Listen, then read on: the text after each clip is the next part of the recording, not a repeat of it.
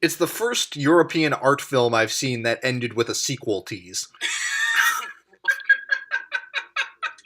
that was when I got to the end. I'm like, this is how it ends.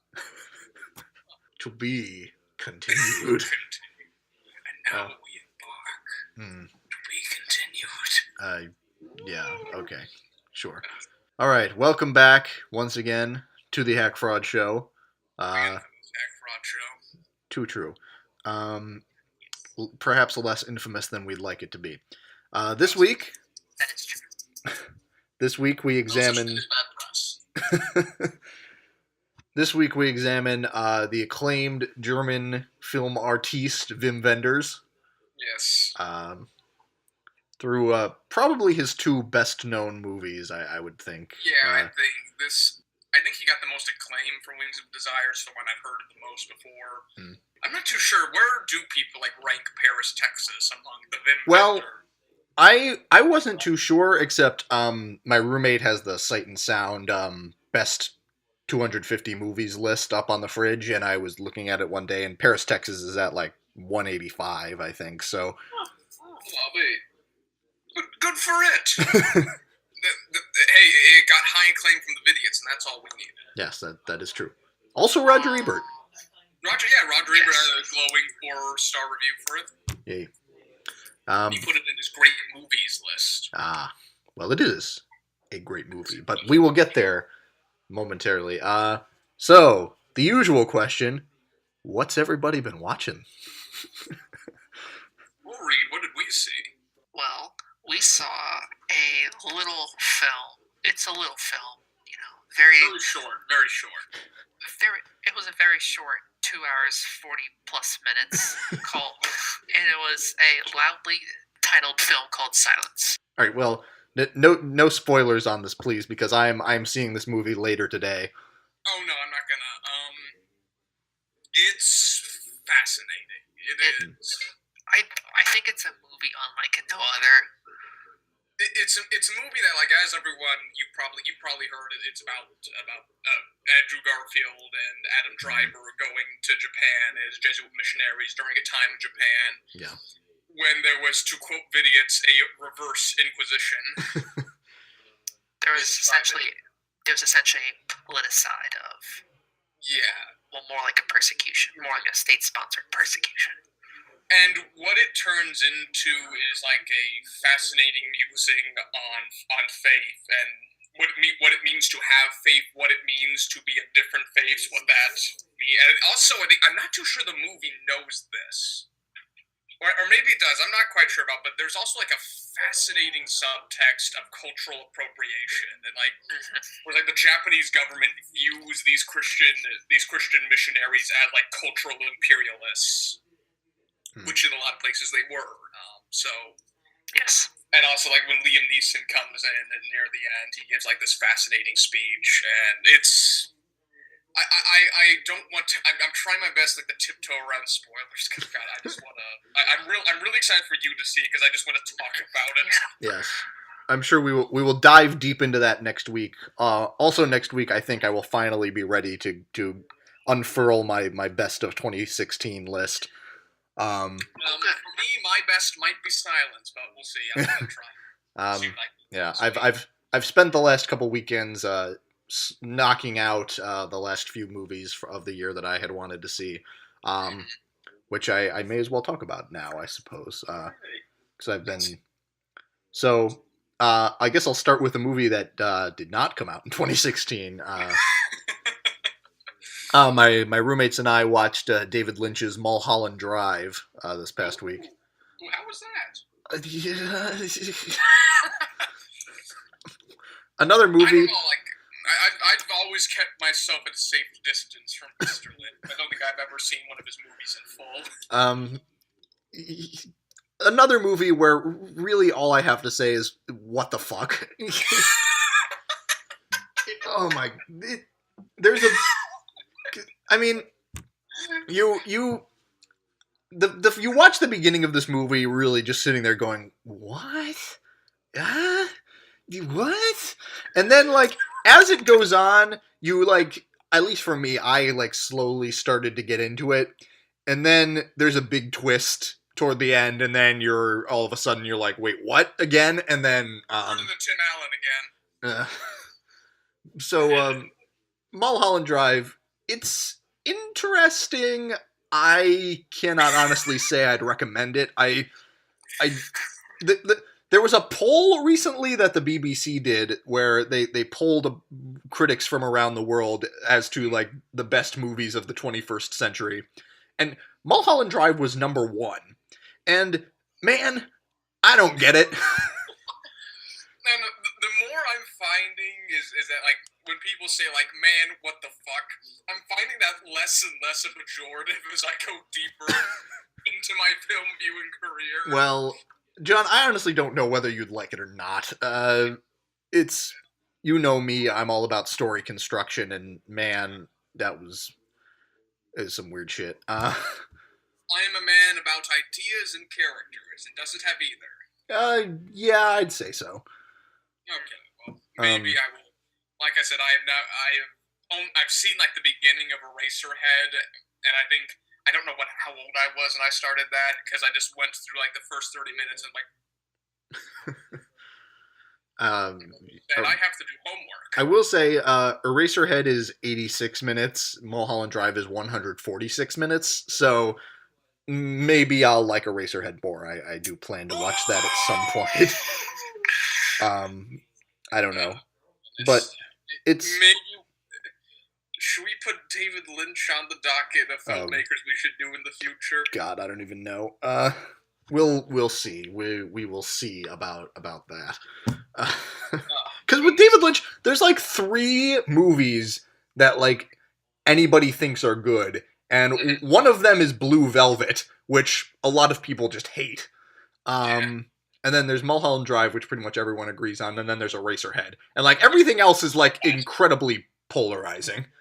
Yeah, I don't know. I have like an interesting relationship to polarizing films, so maybe I could get something out of this endeavor. Who knows? We will see. Anyway, that's Mulholland Drive. One of the few movies I've seen where the lesbian scene kind of makes sense. Have you seen The Wachowskis Bound? No. Oh, that movie's fascinating. It's a neo-noir starring lesbians. Oh. And it's good. Okay. It's really good. I would assume the Wachowskis know how to make an LGBT film properly. Oh yeah, they know how to do that. That movie's really interesting. I think it's also fun. So who knew? All right. So let's see what else. I'm going to go into what I watched last. I want you to go through your extensive list of movies you saw. I'll just run down the rest. Okay, so my History of International Film class started this week, and I immediately got the impression that I'd made a huge mistake because the movie we watched was Pedro Almodovar's The Skin I Live In, which was one of the most horrifying, disgusting, disturbing things I've ever seen in my life. I almost walked out, and I don't walk out of movies, and this was also a class, so that goes to show you. You can't exactly just walk out of class. Yeah, but I almost did. And oh my god, Look, one of I know we are a kind of, I don't know what rating our podcast would get. What is like one of the exemplar things that happens in this movie? I guess I'll just give away the big twist because who gives a fuck. This movie centers around Antonio Banderas plays this kind of like mad scientist guy who's keeping a woman hostage in his house, and what? As you do, and in the middle of the movie, you find out that the woman is actually a young man who raped his daughter, and what Antonio Banderas does is gives him a sex change and like experiments on him, but then Antonio Banderas fucks this male that he's turned into a woman through his mad scientist experiments. And why? transgender science powers. I don't know why that happens. And look. I am not an opponent of movies being disturbing. When that being disturbing has a purpose. I did not understand why this movie had to be so profoundly fucked up. And I'm going to say this, like, silence is, well, it's not that, but there is some pretty fucked up imagery in silence. Yeah, that movie always has, like, a reason behind. That movie is also based on history. Yeah, exactly. This movie, God, I just did not see the point. And if it's trying to be like some kind of like statement on like gender identity or transgender, identity, boy, it fails. You are just way too horrified to get any of that coming across. And horrible. That is honestly one of the worst viewing experiences I've ever had in my life. So that's that. And what was next on the Aquilina docket? Let's see. I also watched, we'll get into the 2016 portion here pretty soon. I also watched a movie called Sullivan's Travels, directed by Preston Sturges. Apparently one of the big inspirations for the Coen brothers when they were making Oh Brother, Where Art Thou. It's good. Veronica Lake has a very interesting role. She and the male lead have a very good kind of banter thing going on. What year did this come out again? 1941, I think. That's what I was thinking. I was just curious. Yeah. It's a good movie. I'd say check it out. Very funny. The last act, I think, maybe goes off the rails a little bit, no pun intended, because trains are heavily involved. But it's a fun movie. So it's got trains. I'll give it a watch. That's that. And then, okay, so as for 2016 movies that I've been knocking out, I saw Mike Mills's 20th Century Women, which I enjoyed much, much more than I was even expecting to. I went in hoping that I would like it, and I very, very much enjoyed it. It's what's that movie about again? So it's kind of like autobiographical. It centers on this kid, this 15-year-old kid, based on the writer-director Mike Mills, I think. Growing up in Santa Barbara in, I think, 1979, being raised by a single mother, played by Annette Bening, and she kind of recruits a couple of other female figures to kind of help her, like, get a handle on her son a little bit. Greta Gerwig plays like like they rent rooms in their house out to tenants, and like Greta Gerwig is like a tenant, and she is like really into punk rock. And then you have Elle Fanning, who is great in this movie. Elle Fanning was a real standout. She's always been my preferred of the Fannings, I would say. But this movie was a real revelation. I think she's been good in other things, but she was really a standout in this. There's a big thing in this movie where she is like best friends with the main character. His name is Jamie, and she will come into his room and sleep in his bed, but they are not amorous in any way. At least she is having no part of that. But good movie, very, very good, very funny. Check it out, I would say. I saw the trailer for this before Moonlight. Seemed really interesting. Glad to hear it's good. It's got some very interesting kind of end of the 70s like business going on, which I found really interesting. Also, one of the more feminist movies to have come out this year. Which, thank Christ. On the other side of that, I also saw Jackie, the Jackie Kennedy biopic starring Natalie Portman. The cinematography is great. Is what I have to say about this movie. The trailers looked gorgeous, but is it just a vehicle for someone dressed like Jackie Kennedy to look pretty? Boy, this movie's not very good. John, Garrett, there are 3 framing devices in this movie. 3 framing devices. You have Natalie Portman talking to Billy Crudup as a reporter. So it's Jackie Kennedy like just talking to a reporter a few days after the assassination. You have her talking to a priest not long after the assassination. And you have her... Get it? Because the Kennedys were Catholic! And you also have her doing her like live like tour of the White House TV broadcast. And whatever this movie, I think it tries to make some points about like legacy and like how historical figures are remembered. But man, it all gets just so muddled. And also, I don't think Natalie Portman is that good. I'm sorry. Hey man, good actors can give shit performances. That's just the thing that happens. Yeah, I just whatever. I don't understand what's going on with like her voice in this movie, and like Is it kind of stuck between giving an actual performance and an impression? Oh, That's yes, 100%. Yeah. Yeah, the more I hear about this movie, I'm just like, oh, it looks interesting, but Yeah, no, the trailers made it look far more weird and far darker than it actually is, and there are good moments in it, but like overall, it just boils down to this is a movie about Jackie Kennedy quibbling over how they're going to do her husband's funeral, and uh, it's not great. But again, cinematography outstanding. I know, that movie's I because like Clay seemed to really like it, and Darren seemed to be off that train, and Yeah. so I'm honestly I might go see it just for the thing because it seems really interesting.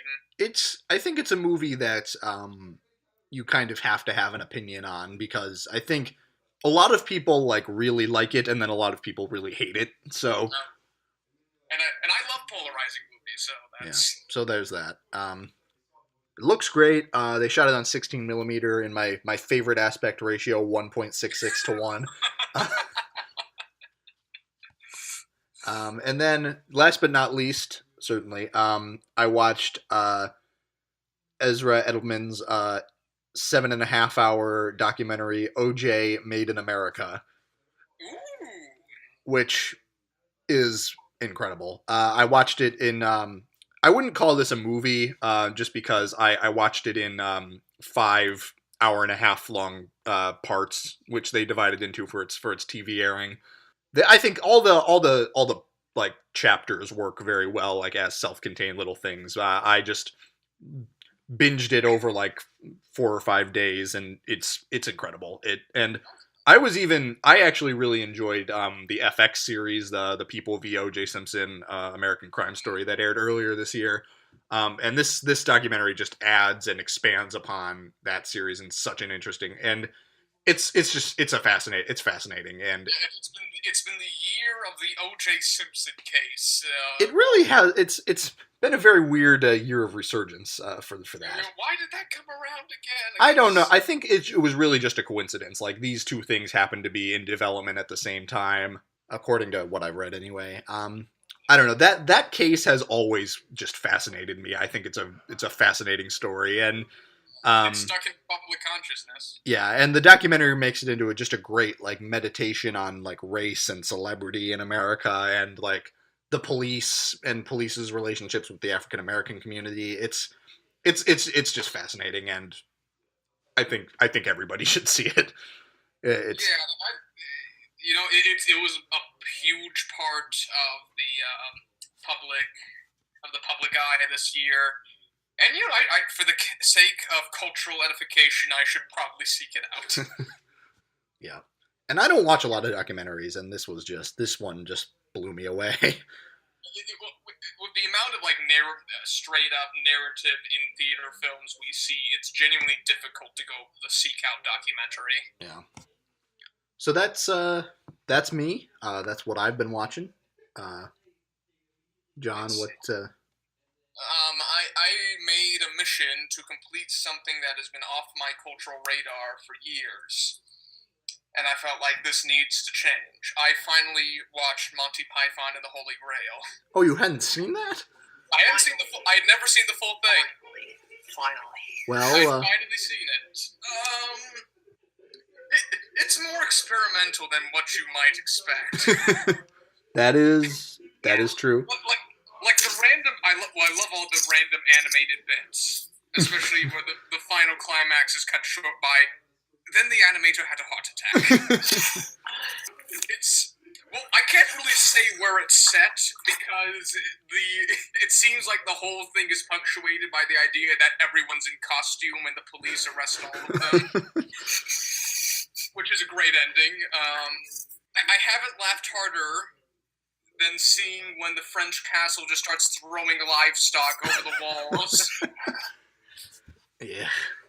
Like, Monty Python for me is one of those movies where, you know, in most movies you're like, oh, this great scene is coming up, and like, oh, this great part is coming up. Every scene is like that in Monty Python.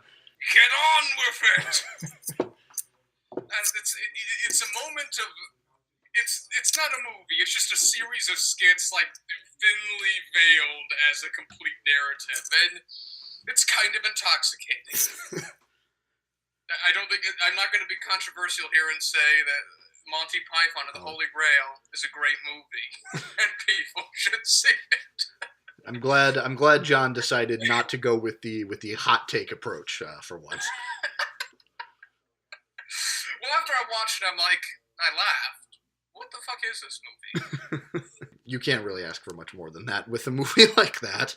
With a movie like that, and you know what?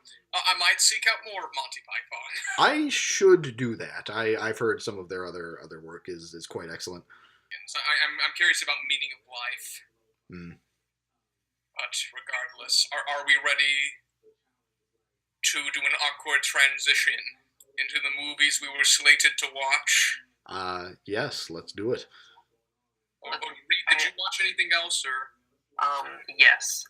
So this week I did watch the first 3 episodes of a French-British spin-off of a Danish-Swedish show called The Bridge, to which this one is called The Tunnel. It is about a murder of a French politician who I'm going to say is a knockoff Marine Le Pen. and a Welsh prostitute, except the body is found at the halfway point between France and Great Britain inside the Eurotunnel. And fun fact, when they try to pick up the body, it actually splits in part because they're actually 2 different bodies, both hollowed out and joined right on the line. Reed, I have to ask, you had time to watch this, but you didn't watch Paris, Texas? Yes. Well, was it good? Because what you're saying is a lot of things, but I'm not too sure good came out of that sentence. It's interesting and it's intriguing. And then a lot of the story takes place between a British and French detective just bouncing off each other, slowly growing to like each other, except they have a bit of resentment because, you know, they're French and British, of course. So it's like a European buddy cop movie? Pretty much. And then awkward off the wall surprise sex scene that you don't see coming out. Good grief.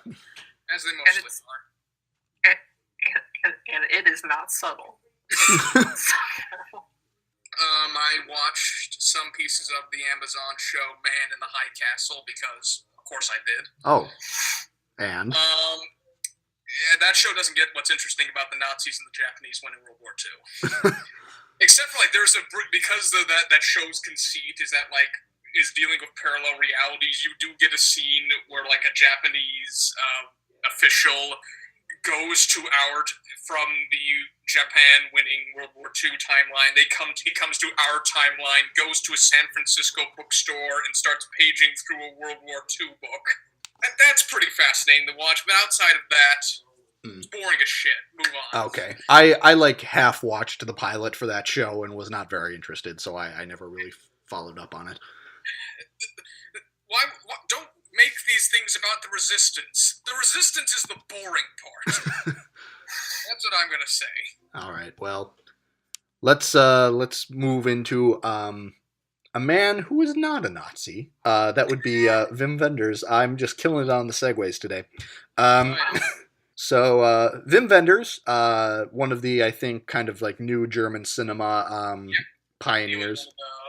He was one of the main actors in that. Along with like people like Michel Haneke and Rainier Werner Fassbinder.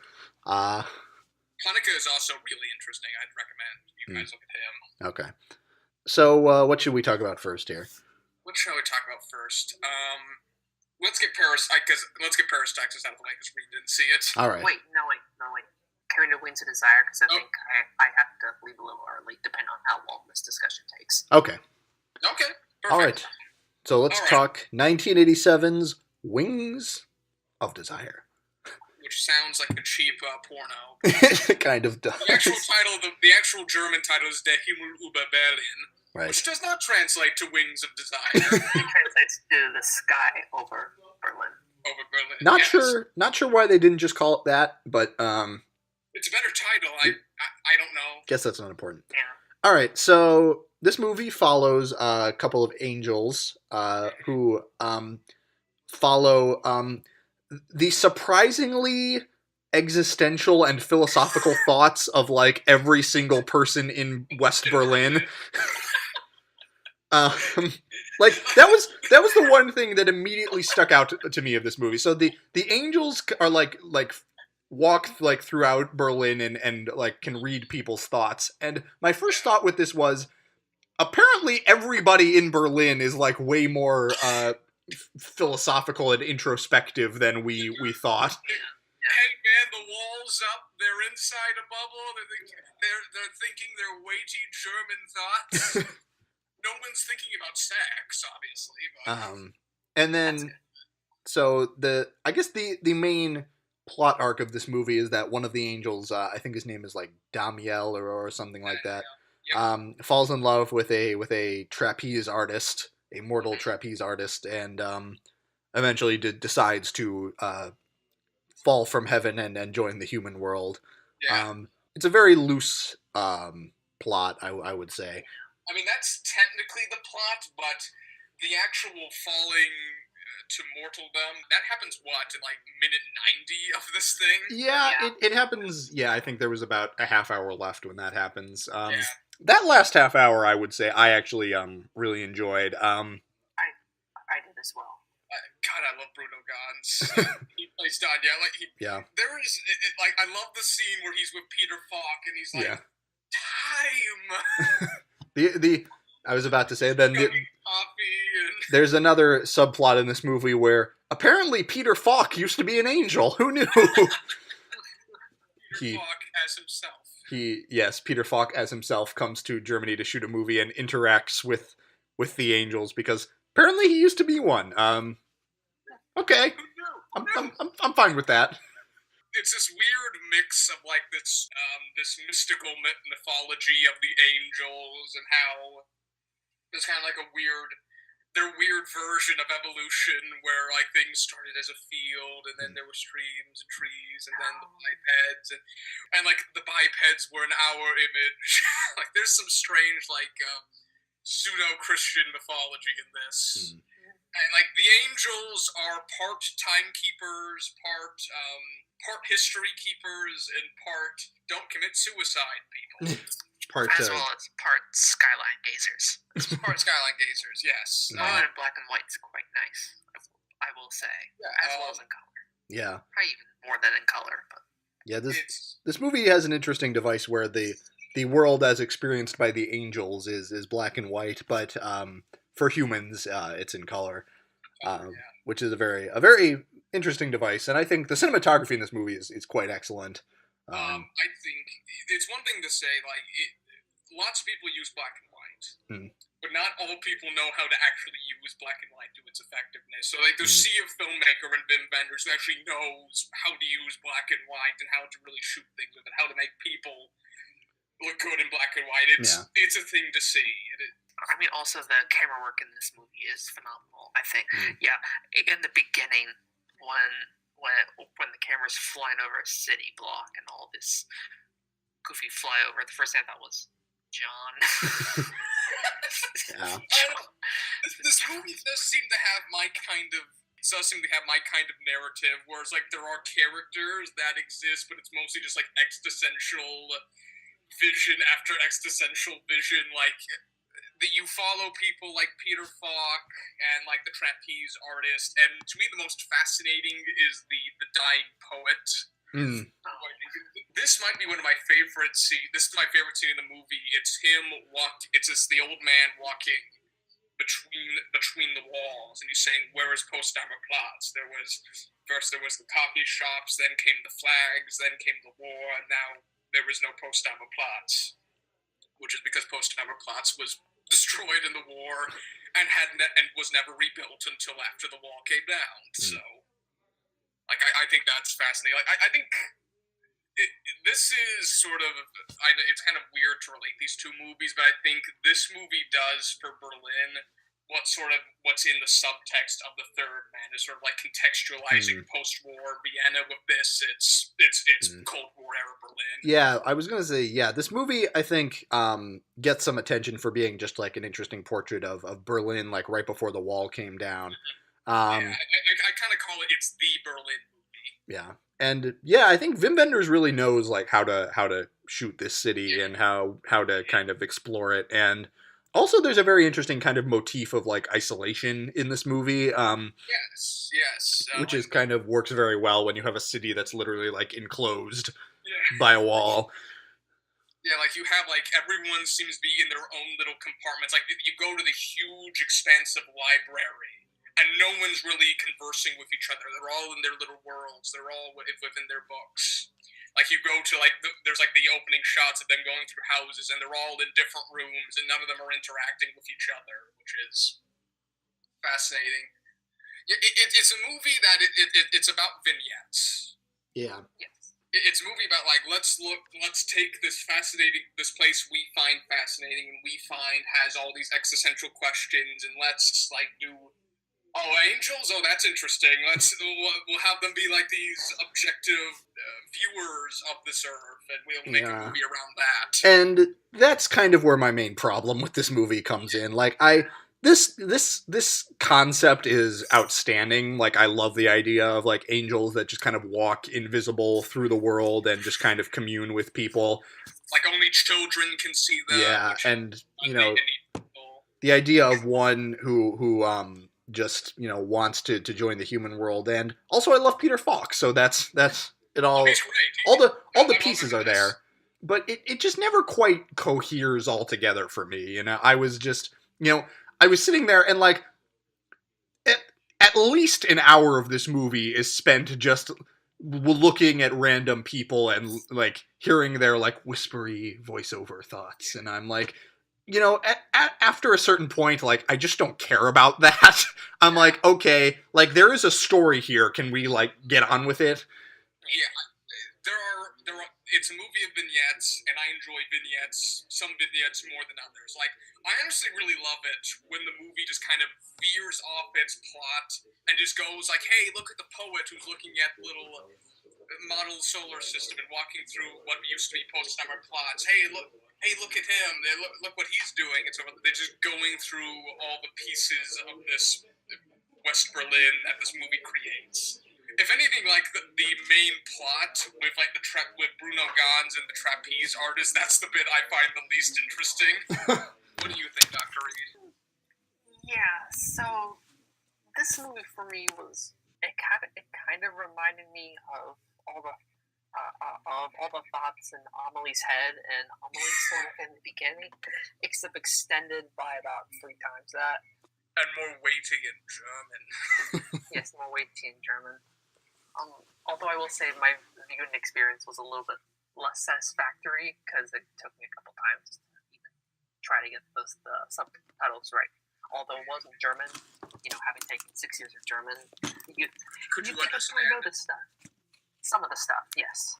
Like, yeah, I don't know. I'm not going to lie and say like this movie has no real plot. Its characters are scattershot. There is development. There are things there, but it's kind of hidden beneath this like existential facade. But like, I just adore the ideas it has going for it. I love like the history of Berlin as portrayed by this movie. Like the angels are kind of like they're very unattached to time, so like they kind of experience things. It's almost like the Dr. Manhattan thing from Watchmen, where it's like they kind of experience everything at once. Like you have the bit where like who plays the other angel?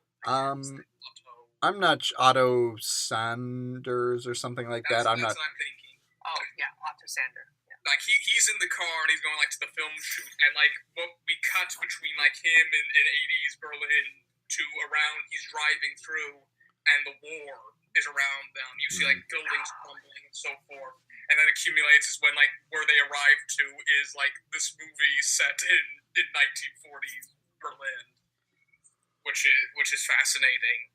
Yeah, I think a lot of like the mythology of the angels is really interesting. It's kind of vague, but they also go a little bit into explaining it. Yeah. And God, the imagery in this movie is just gorgeous. Yeah, again, like I liked all of that. I don't know. It's me and story again, you know. I just when your story is not, cohering, in a, I don't know. Maybe I should just learn to appreciate, gorgeous images and great world building for its own sake. As someone like I can often like, because story isn't the most important thing to me. This movie isn't built upon like concrete narrative and there are character arcs, but character isn't the most important thing on its mind. It's mostly just like this portrait of a world. And I find that world really fascinating, so I don't mind that it's kind of scattershot and all over the place, and that the thing that people sell the movie on, Danielle falling to be mortal, doesn't happen until the movie's almost over. I actually kind of enjoyed when he fell to Earth to become mortal, because he basically woke up in, I'm going to say, a pile of rubble with some armor and a bloody head. He's like, "Ooh, what color is this? What color is it?" And they point. He's up next to the wall and he's pointing to graffiti and saying, "What color is that? What color is that?" Yeah. I don't. Well, Bruno Ganz is just so great and warm in this movie. It's like he's just a wonderful presence, and that's the point in the movie where it actually just becomes about this character finally. Yeah, that was the part I kind of liked the best. yeah. And I love that part too, because like Bruno Ganz is selling the shit out of it, and like it's a movie that's not very cynical. I've noticed. It's a movie that's like really sincere, and you might think it's like, oh, it's an existential art house movie set in West Berlin, and something like that you might think is very cynical. But this movie, it's very strung up in mythology. Like people go on these long-winded speeches, and like it's like the kind of thing a bunch of like Brooklyn poets would come up with. That's what the dialogue is pretty much. And also shit rock and roll music too. Shit rock and roll music. Yeah, I'm not going to defend the extended rock and roll scenes. It kind of felt like I was watching Nashville. That's so interesting, because my roommate wandered in as I was watching it, and he was like, this kind of reminds me of Nashville. I don't know, like, if you're the kind of person who can like see things, who can like detach themselves from structure and like the idea that like a film is about like character development and character growth, and like everything you see in the movie is about either serving your characters or serving your story, something very concrete. Like if you can just enjoy something that's guided along by a few characters here and there, but mostly just like ideas and this view of a world, then I think you might really enjoy it. Which I admit is kind of a failing of mine that I cannot.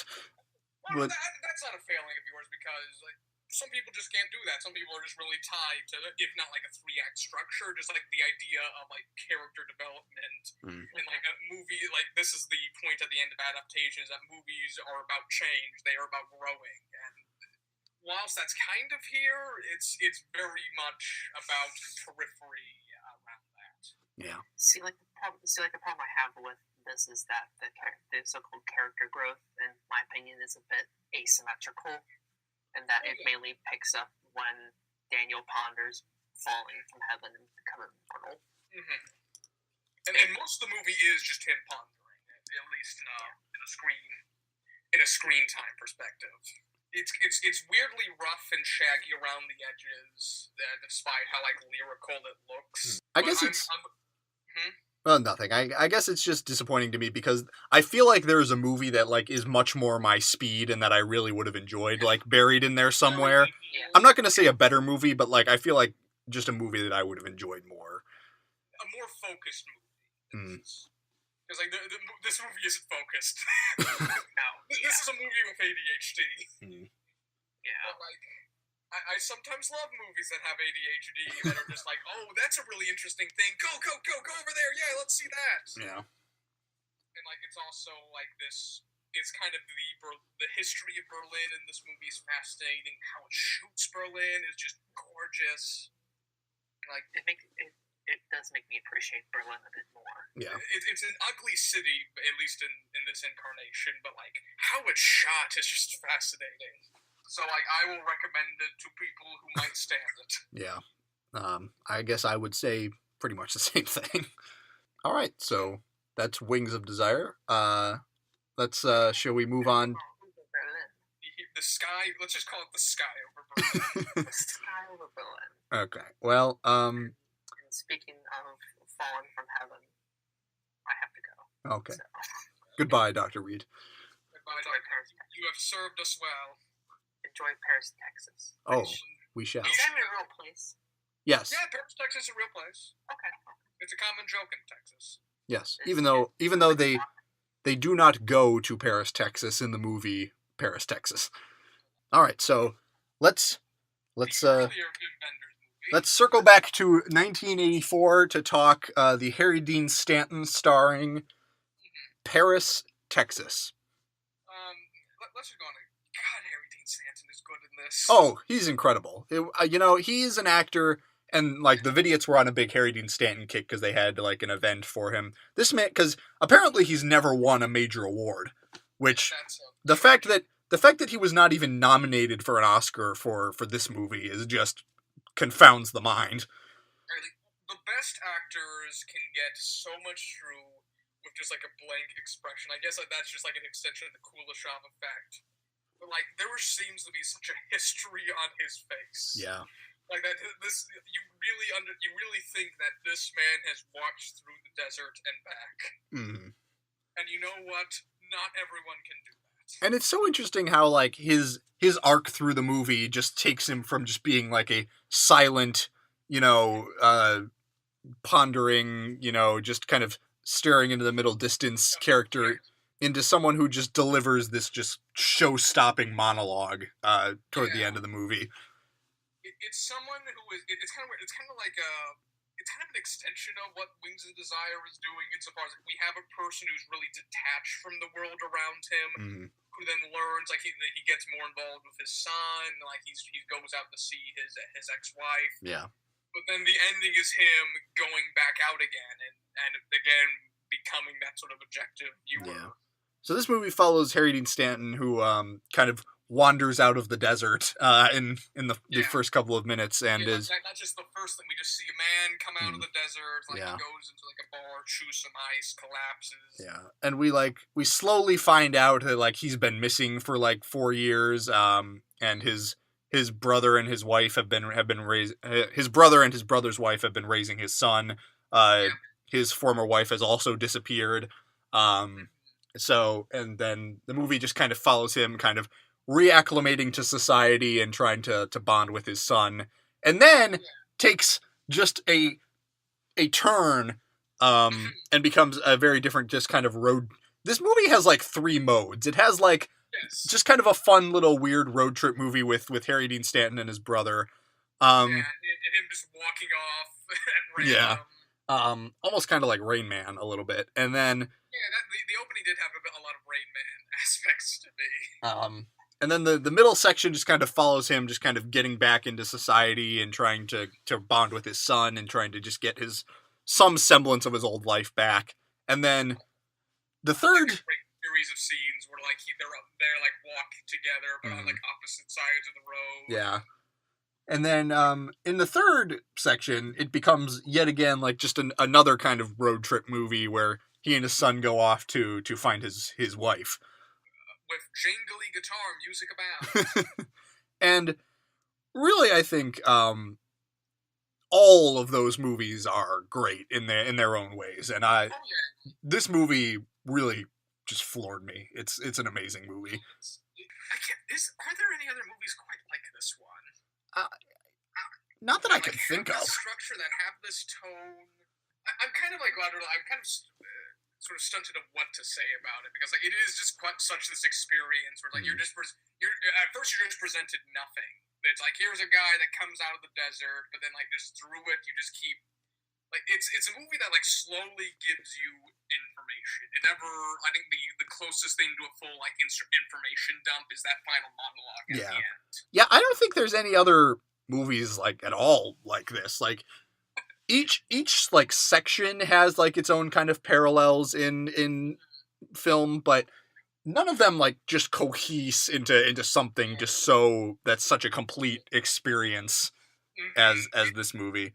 Yeah, it's a strange one because there are three. It's a 3 act structure insofar as there are 3 acts and all of them are completely separate and are almost just kind of independent of each other. Yet they flow so naturally into each other, which I think is a great achievement. Mm. Like this movie's portrait of the American West is fascinating. Like so much of it is like driving through the desert and going like to lonely motels or little diners. I just love movies that are like, show like the American Southwest is just like, desert and neon like that. Yes.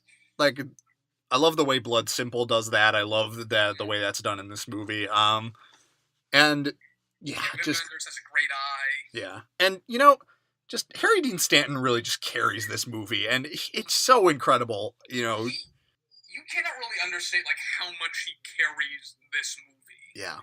Like how much is just said through him, like just sitting in the back, just staring into the middle left distance. Like how much is just conveyed through that, and how much you could have screwed the pooch on that performance. Because like if you don't get that right, the movie just falls apart. Yeah, and it's so tied to that character. And like that scene at like the peep show or whatever, when he finally tracks down his wife, played by Natasha Kinski. Oh my god, there's just an incredible scene where he gives this big long monologue about like what happened, with why, and that's, you were right, like that's like the first moment where everything is really explained. Yeah, that's where it's made clear, because like we're kind of on board with what their relationship was and what happened to them, but it's all the details are fuzzy, and this is just Harry Dean Stanton directly pretty much telling the audience this is what happened, this is what it did to us. Yeah, and he just, oh my god, it's such a beautiful and just heartbreaking moment, and and Wim Wenders, god, the way he shoots it, like it starts like Harry Dean Stanton like turns the chair around, because like he's sitting in a chair, like they're separated by like glass. He turns the chair around, one-way glass, talking to his wife, and you see the way it's framed, like you have Harry Dean Stanton and you have his wife behind him, and they're both in focus, and it's and then like he does it. Half of it is like in close up on Harry Dean Stanton, and then he cuts to close up on Natasha Kinski for the rest of it, and her facial expressions just it's just such a beautiful thing. And like at the ending where like it goes from like, because it's like this one, it's like a peep show, so it's like one-way glass. She can't see him. Yeah. And when she figures like, oh wait, it's him. Like she goes up, she like turns off the light. She goes right up against the glass. I think, is there? I might be remembering this, but is there a composition where we just see Harry Dean Stanton's face reflected perfectly on hers? Yes. Oh my god, incredible. Like, how do you plan for that? How do you do like that whole like? While I'm watching it, it's something that kind of doesn't really hit you until once you're done finishing. Right. You're like, God, like the kind of things they did to do that shit. Because you're just so absorbed in the story and the characters, and like you don't even realize until afterwards, like, holy crap, like the cinematography in that and the music and all of it was just so incredible. I was really just not prepared for how much I was going to like this movie. I was like, okay, this movie's like 2.5 hours of probably like Harry Dean Stanton wandering around the desert, not saying much, all but right, idiots, you bring it on. Yeah, bring it on. But I was just so unprepared for just what a full meal this movie is, and oh yeah, And it's something that doesn't really. While I was watching, I was kind of like, yeah. But like once, I think for me, when it really started to work for me is that scene where he's kind of walking home with his son, but they're separated by the road and like they're imitating each other, but there's always that divide, and like that scene ends with them meeting up on one side of the road. Yeah. And I'm like, God, now that's filmmaking. Wings of Desire has like all the like wondrous, sumptuous cinematography, but you know what? Like that is this movie has some of the best filmmaking we've seen on this. Like, it's never flashy, it's never all over the place. It's really stripped down, but God, does it fucking work? Yeah. Yeah. Like, you need a class on this movie. Yeah. I will say I didn't quite enjoy it as much as Wings of Desire or The Sky Over Berlin, because I think partially I'm just not as interested in the American Southwest as I am Cold War Berlin. Okay, I mean, that's a me thing. I guess that's fair. I just think the Southwest is just a fascinating vista. Breaking Bad is just one of my favorite things of all time, and that show has just such a great vision of just a world unto itself in Albuquerque, and this movie I think does a great. They're also really good at portraying this world. Yeah, and I just think that Paris, Texas does a great thing with Texas, just kind of creating just a microcosm within it, and just gorgeously shot. It's just a fully realized world. It's just Harry Dean Stanton alone is a masterclass of acting. It's just a beautiful movie, and I love it. I am going to say this as far as like it's also kind of a great LA movie by proxy. Like you have like the great image of like just him sitting on the side, just watching the planes take off. Yeah. I hate flying too. I always hear the planes wake us up every night. Yeah. Also, I do love the detail in that. Like this is something I noticed like during like when he's explaining to his son. It's like, oh, my mother was from Paris, Texas, and after a while, my father, as a joke, would introduce her as, oh, she's from Paris, Texas. Yeah. Like how eventually that just kind of morphed, and like he himself deluded himself into thinking that she was actually from Paris, France. And then putting that with like his Hunter's sort of surrogate mother is French. Yeah. Like that's just good. Like how do you come up with that? How do you come up with that? God, this movie has such a control over its vision, over its themes, over its ideas, over like its parallels. Yeah. It's a masterpiece. Yeah. And I'm disappointed that like seems like a movie that like not many people have seen.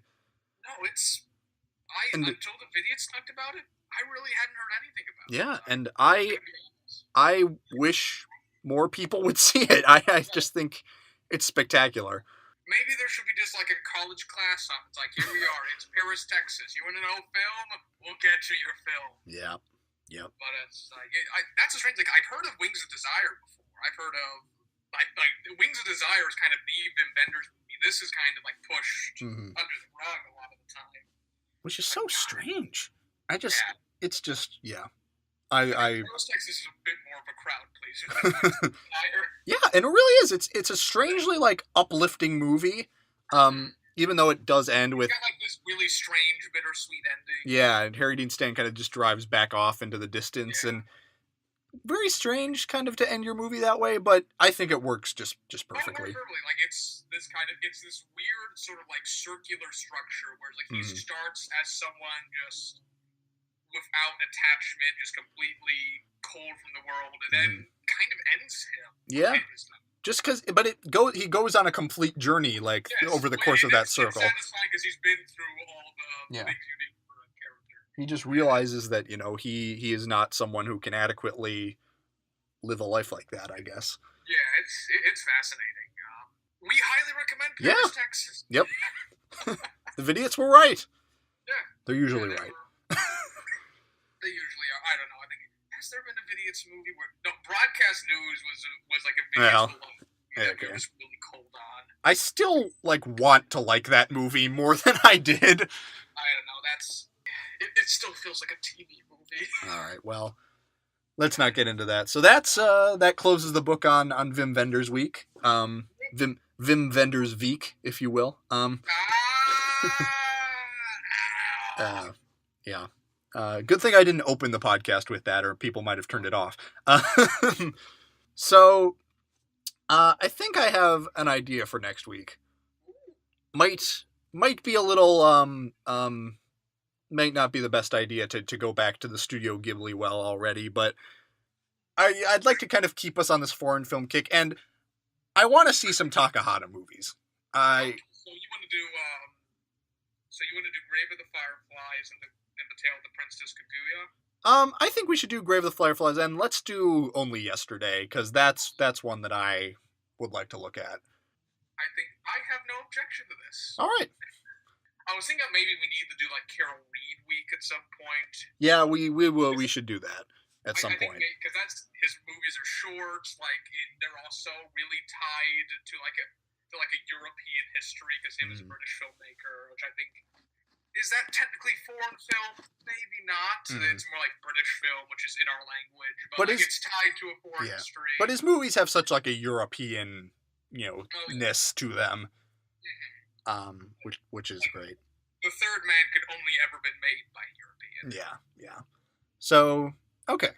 So, we'll get to that at some point. Also, we are watching Bicycle Thieves in my international film class at some point, so when that rolls around, I will let you know so we can finally knock the Italian episode out. I'll watch that, and I'll watch Rome Open City, and we'll finally decide upon that. Great. I don't know, maybe we could do, like, German rebel film at some point, because like along with Italian neorealism, there's that movement, and I'm curious about them. Yeah.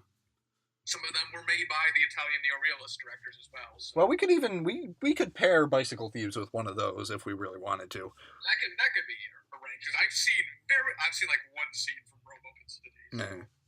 All right, so next week, Isao Takahata, with Grave of the Fireflies and Only Yesterday. Hooray! Yay! More Ghibli. That'll make Reed and Warner happy, at least until they figure out that it's not Miyazaki. Fireflies is about. Prior to contrary belief, Grave of the Fireflies is not about the bomb. Oh. It is not. It's just about like Japan losing the war. It's not about the bomb. I think it takes place. It might be around Tokyo. I can't remember what region this takes place in. Like, that's a strange thing about Studio Ghibli, is that, like, they're one of Japan...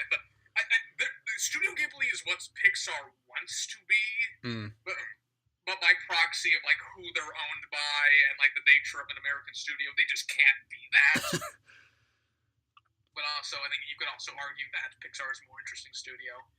All right, well, that closes the book on that. We will be back upon the next week. And we didn't tell Alex it was this long. John, that poor boy's been through enough. Well, if I told him it was 2 hours 45, he might not have driven us to Easton to go see it.